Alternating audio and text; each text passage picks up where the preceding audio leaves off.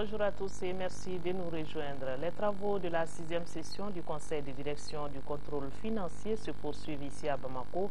Ces assises de 2 jours devront examiner la stratégie nationale du contrôle financier avant de faire le point d'exécution du programme de l'action gouvernementale en matière de gestion des finances publiques. Le compte rendu, c'est avec Modibo Marikou. 6e fois d'un rendez-vous annuel, cette session du Conseil national de direction du contrôle financier se fixe comme principale tâche l'amélioration de la qualité des dépenses publiques.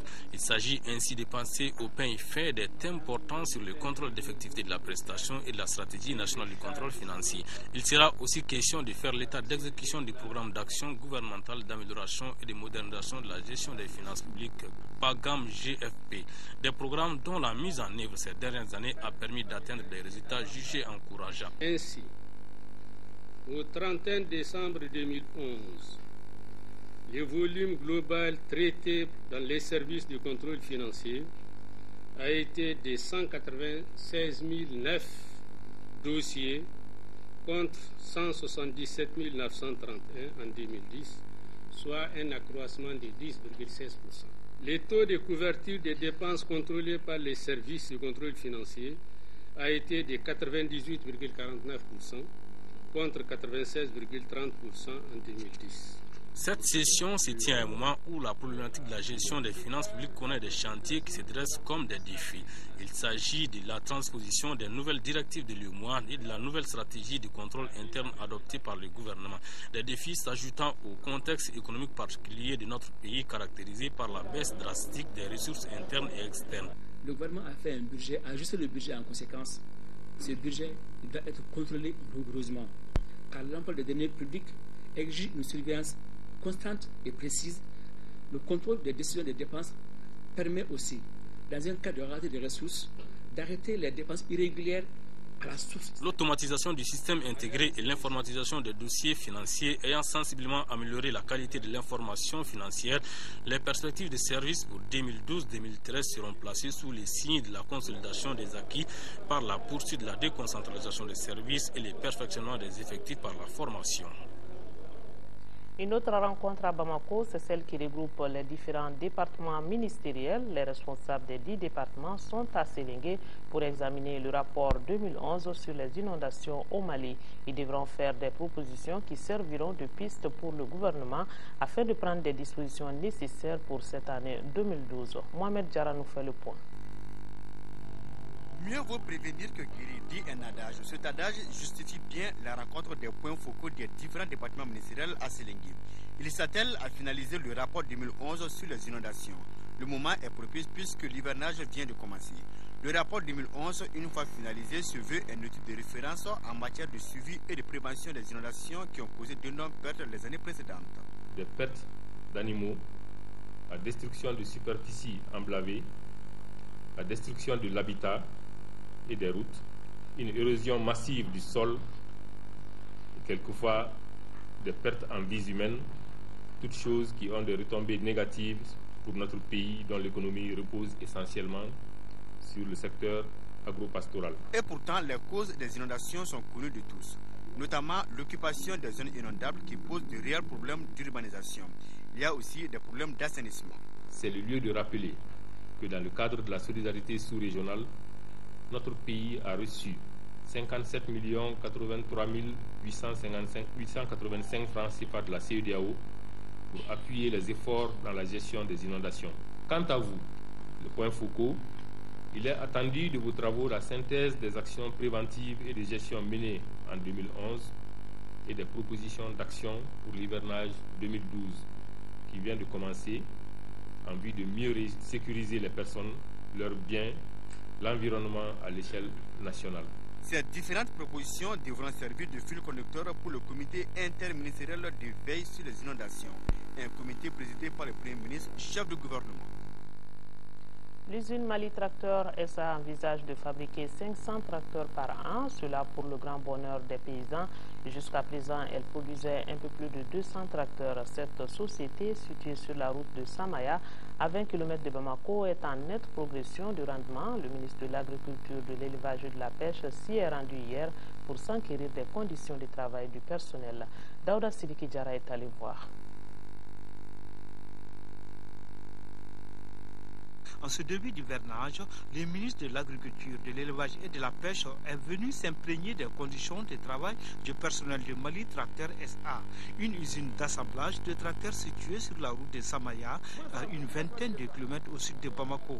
L'organisation de la campagne agricole ne constitue pas seulement à la mise en place des engrais, des pesticides, mais il faudrait aussi organiser les opérations de labour, les opérations de semis, les opérations d'entretien culturel. Et toutes ces opérations sont faites chez nous aujourd'hui à l'aide de deux moyens. La première, c'est la mécanisation agricole. La seconde, c'est avec la DABA. La DABA, de plus en plus, nous sommes en train de nous en éloigner. Et aujourd'hui, la mécanisation agricole, la plus répandue, c'est la charrue et la paire de bœufs, ce qu'on appelle l'attelage. Depuis son inauguration le 24 avril 2009, l'usine d'assemblage de tracteurs qui avait démarré avec des problèmes a produit et vendu 530 tracteurs multifonctionnels de 39 à 70 chevaux allant de 6 millions à 9 millions de francs CFA par engin, ce qui fera dire au ministre que l'usine a fait beaucoup de progrès. Je me suis rendu compte que l'usine produit bien et cette année les ventes se sont accrues et donc des paysans sont venus acheter des tracteurs et ça se vend en tout cas comme des petits pains. En termes d'achat, la région de Sikasso est en tête du peloton avec 148 tracteurs depuis l'inauguration de l'usine. Le ministre a symboliquement remis les clés de 2 tracteurs à leurs propriétaires venus de Sikasso. Le ministre a visité les batteuses multicéréales de stock de la chaîne de montage de tracteurs. En 2011, Mali Tracteur a monté 207 tracteurs et envisage d'atteindre 500 unités par an. Session de formation à l'utilisation des outils et procédures d'intermédiation. Ça se passe au centre de formation, d'apprentissage et de réinsertion de l'Agence nationale pour la promotion de l'emploi ANPE. 5 jours durant, les participants venus de l'intérieur du pays et du district de Bamako vont mettre les 5 jours donc de travaux pour améliorer leurs connaissances sur l'appropriation des outils et procédures d'intermédiation. Le reportage de Nando Dambélé. Ce séminaire qui s'inscrit dans le cadre des mesures d'accompagnement du plan stratégique de l'ANPE revêt une importance particulière pour la direction générale de l'agence. Comme vous le savez, nous avons décidé de façon volontariste de doter notre structure d'un plan stratégique de développement qui donnerait plus de visibilité à nos actions tout en mettant l'accent sur le développement des activités liées à l'intermédiation, le cœur de métier d'un service d'emploi public. Les objectifs fixés en la matière traduisent la volonté des responsables de l'ANPE d'une vigoureuse riposte face aux défis actuels du chômage et du sous-emploi. La présente session vise à renforcer vos capacités à travers l'appropriation pendant 5 jours des outils et procédures d'intermédiation récemment validés par une commission restreinte mise en place. Il s'agit donc pour les participants, au sortir de ce séminaire, de changer les anciennes pratiques de gestion du marché devenues inappropriées avec la suppression du monopole de placement et de l'ouverture du marché au bureau de placement payant dont le nombre ne cesse d'augmenter. Le dossier de cette édition est consacré à l'aviculture au Mali, l'aviculture qui désigne toutes sortes d'élevage de volailles. Il ressort de cette enquête que tous les acteurs de la filière en profitent bien. Un autre constat dans la volaille, rien ne se jette et rien ne se perd, tout a une utilité. Et pour en savoir plus, suivons cette enquête de Bouakar Sissoko. Le Mali est un grand pays d'élevage. Quant à l'élevage de la volaille, il est pratiqué par la grande majorité de la population, surtout par celle du milieu rural. À ce sujet, les produits de l'aviculture occupent donc une place importante dans l'économie.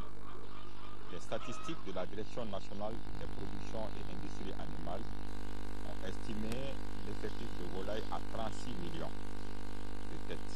Il y a 90 à 95% qui sont concentrés en milieu rural, ce qu'on appelle l'agriculture villageoise, et 5 à 10% qui sont concentrés dans l'agriculture moderne, dans les alentours des grandes villes. La volaille joue un rôle très important dans la vie socio-économique de nos populations. Donc l'aviculture d'une manière générale contribue à augmenter le revenu des éleveurs et à lutter contre la pauvreté. Cet élevage se pratique de deux manières au Mali. En milieu rural, il se fait de façon traditionnelle. Dans ce cas, les oiseaux sont abandonnés à eux-mêmes. Dans les périphéries des villes, l'aviculture se pratique de manière plus ou moins moderne. Là, les oiseaux sont élevés dans des poulaillers modernes ou dans des fermes.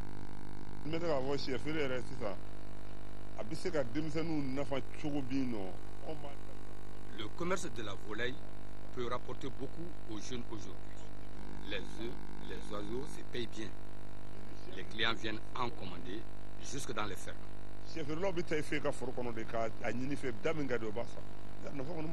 Les produits de l'aviculture et les sous-produits permettent à bon nombre de citoyens de trouver leur compte pour subvenir aux besoins des familles. Chaque marché de volaille de Bamako est bien structuré. Les vendeurs sont entourés par des jeunes gens qui s'occupent de l'abattage, du dépouillement et de la grillade. Les produits de la volaille, les produits avicoles contribuent à améliorer la qualité nutritionnelle des populations par l'apport de protéines de haute valeur nutritive que constituent la chair et puis les œufs. En ce qui concerne les abats communément appelés les pièces, c'est-à-dire les pattes, les têtes, les viscères, les gésiers et autres, sont directement vendus aux femmes. Celles-ci les cuisent pour les revendre, ce qui leur permet de joindre les deux bouts et résoudre les petits problèmes d'argent au sein de la famille. Nous les lavons proprement d'abord avant de les cuisiner. Nous arrivons à tirer des bénéfices.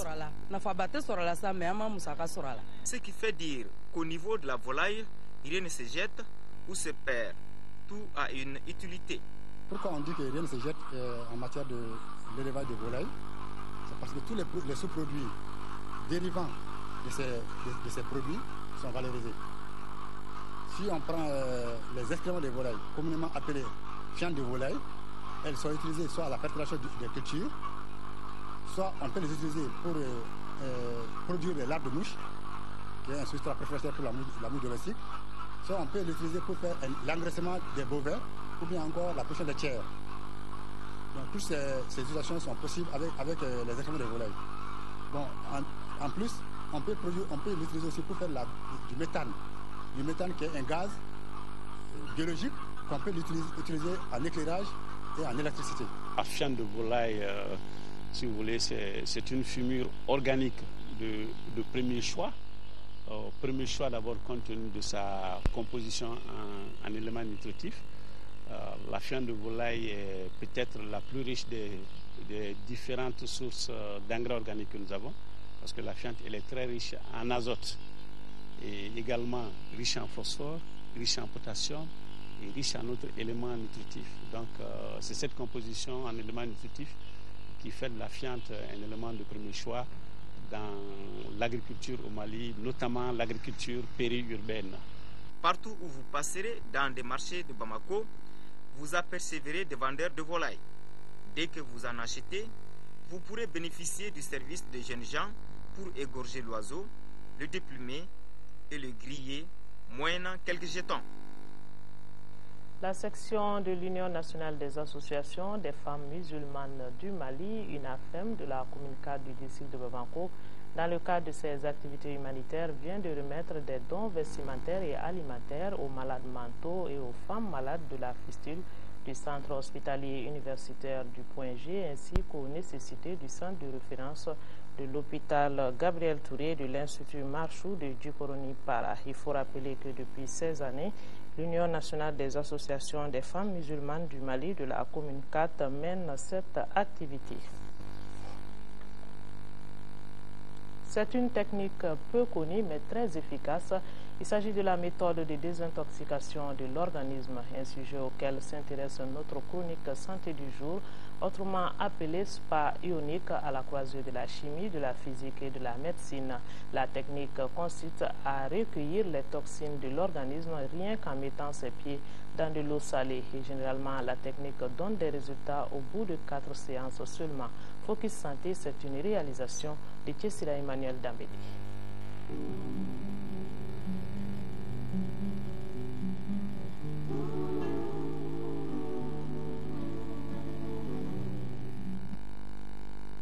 Un bracelet au poignet, une ceinture au tronc, Les pieds dans de l'eau salée où se trouve déjà un générateur d'ion. Madame Diallo est à sa deuxième séance de bain des pieds avec ce qu'on appelle le spa ionique. Cette technique à la pointe de la technologie est un moyen de désintoxication connu dans le monde depuis plusieurs dizaines d'années. Elle permet surtout de désintoxiquer notre organisme exposé à toutes sortes de pollutions.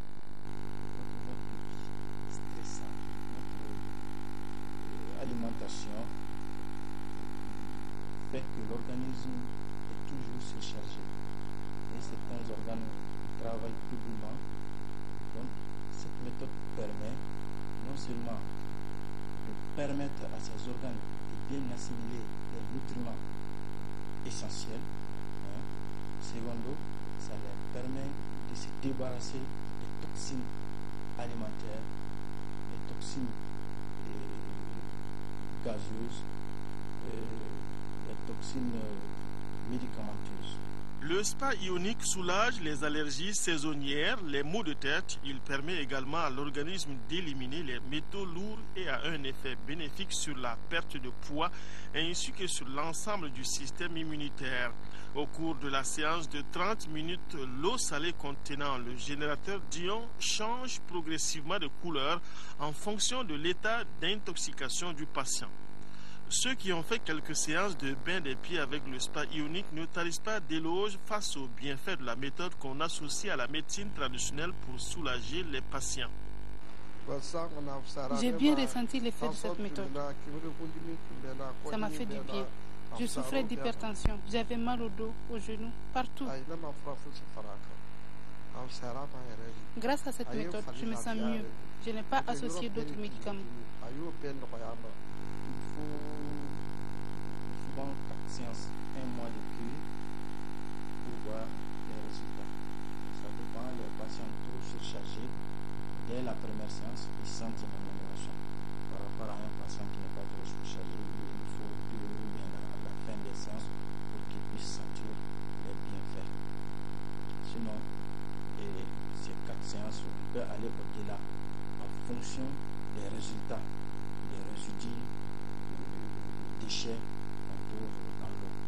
Le jeune Sekou Sila, par exemple, se sent beaucoup mieux aujourd'hui. Lui qui, grâce à 4 séances de désintoxication par le bain des pieds, a derrière lui aujourd'hui 5 années d'insomnie chronique.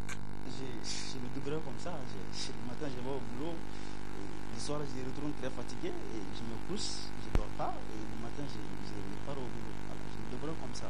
J'avais tout le temps mal à la tête.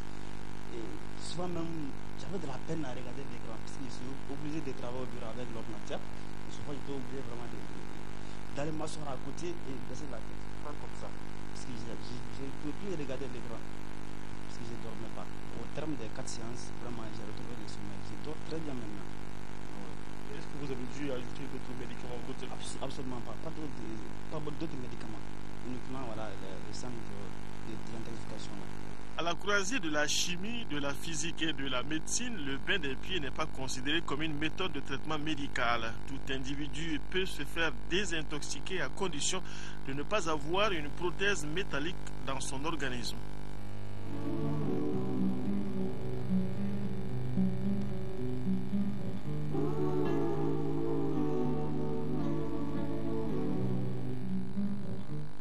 Voilà le spa ionique, une technique très simple et facile qui soulage les patients. Sur ce, se referme ce journal. Les autres rendez-vous d'information, 18h-20h avec Andei Sissoko. Merci de rester sur l'ORTM. Nos programmes se poursuivent. On n'oublie pas nos compatriotes des régions du nord du Mali vivant sous occupation. Soyons de cœur et d'action avec eux. Merci et à demain.